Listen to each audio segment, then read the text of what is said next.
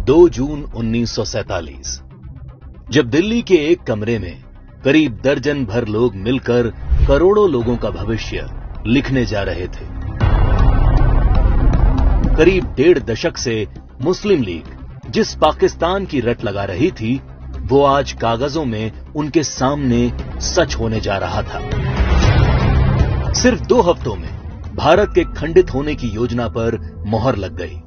भगवान राम के बेटे लव का बसाया लाहौर, ढाकेश्वरी माता का तीर्थ ढाका, गुरु नानक देव जी का जन्म स्थान ननकाना अब 2 टुकड़ों में बंटने जा रहा था।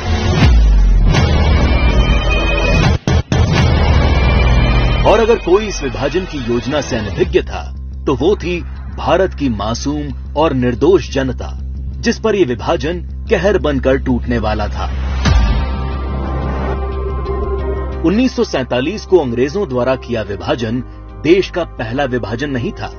अंग्रेज इससे पहले 1905 में भी बंगाल का विभाजन कर चुके थे, लेकिन उस विभाजन का पहले बंगाल में और फिर पूरे देश में इतना मुखर विरोध हुआ कि अंग्रेजों को 1911 में अपना फैसला वापस लेना पड़ा था। विभाजन का जो काम अंग्रेज 1905 में नहीं कर पाए, वो 1947 में करने में कैसे सफल हो गए?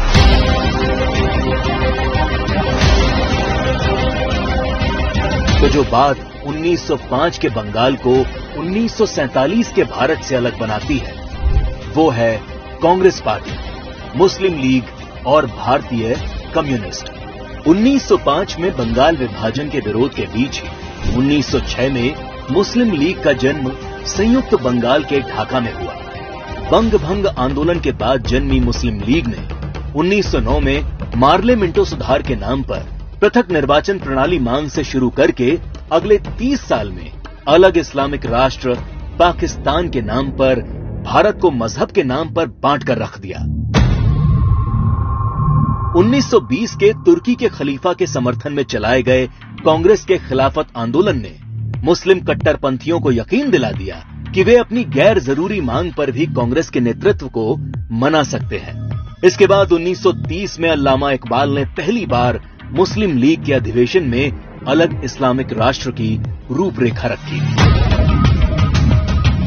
इकबाल की कल्पना के इस अलग इस्लामिक देश के लिए पाकिस्तान नाम सबसे पहले चौधरी रहमत अली ने प्रयोग किया।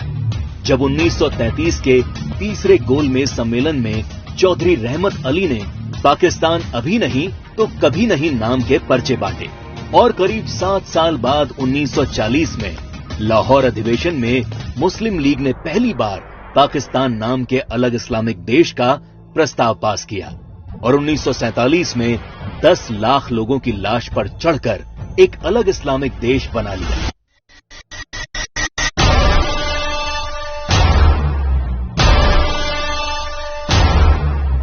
और जिस भारत ने 1905 में बंगाल का विभाजन नहीं होने दिया, वो भारत 1947 में भारत विभाजन नहीं रोक पाया, क्योंकि कांग्रेस के जिन नेताओं पर लीग के सामने खड़े होने की जिम्मेदारी थी, उन्होंने अंत समय में बिना भारत के लोगों को विश्वास में लिए विभाजन का प्रस्ताव स्वीकार कर लिया। देश तोड़ने के इस खेल में एक हिस्सा भारत के कम्युनिस्टों ने भी निभाया।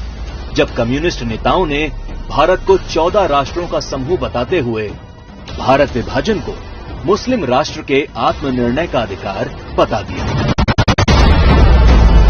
साल 1945 में अग्रणी कम्युनिस्ट सिद्धांतकार कॉमरेड जी अधिकारी ने मुस्लिम लीग की मांग को न्याय संगत बताते हुए एक थीसिस दी। उनके शब्दों में 1940 से कम्युनिस्ट पार्टी ने यह देखना शुरू कर दिया कि तथाकथित सांप्रदायिक समस्या वास्तव में बढ़ती राष्ट्रीयताओं की समस्या है, जिसे आत्मनिर्णय के अधिकार के माध्यम से हल किया जा सकता है। यदि हम इसके प्रगतिशील सार को देखें तो पाकिस्तान की मांग वास्तव में पंजाब, पठान, सिंध, बलूचिस्तान और पूर्वी प्रांतों की मुस्लिम राष्ट्रीयताओं के क्षेत्रों के आत्मनिर्णय के अधिकार की मांग है।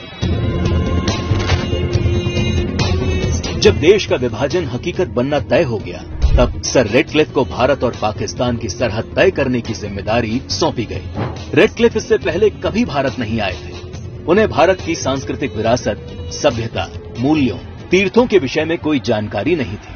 3 सप्ताह में तय कर लिया गया कि कौन सा हिस्सा पाकिस्तान कहलाएगा और कौन सा हिस्सा हिंदुस्तान।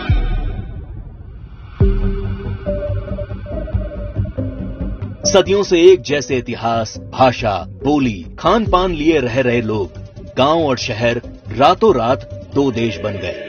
करीब 1.5 करोड़ लोग रातों रात बेघर हो गए और करीब 10 लाख से अधिक लोग इस विभाजन के नाम पर काल के गाल में समा गए। ये विभाजन जिसने आगे चलकर पूर्वी पाकिस्तान में एक नए नरसंहार को जन्म दिया। शहर के शहर रातों रात खंडर में बदल गए। शहर दर शहर दंगे और आगजनी शुरू हो गई। वो लोग जो हवेलियों में रहते थे वो अब रातों रात रिफ्यूजी बन चुके थे। अपना सब कुछ लुटाकर लोग सड़ी गर्मी और बरसात में मीलों तक फैले काफिले हजारों की तादाद में अपनी जान बचाकर चले आ रहे थे। सबसे बुरा हाल महिलाओं का हुआ, जिन्हें इस विभाजन की सबसे क्रूर कीमत चुकानी पड़ी। सैकड़ों महिलाओं का अपहरण और बलात्कार किया गया।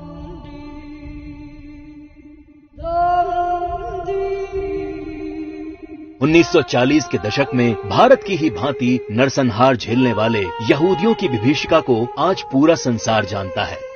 27 जनवरी को आज पूरा विश्व होलोकास्ट दिवस के तौर पर मनाता है। लेकिन इस विभाजन की कभी न भूली जा सकने वाली त्रासदी को भारत की ही पूर्व की सरकारों ने कभी याद करने की कोशिश नहीं की।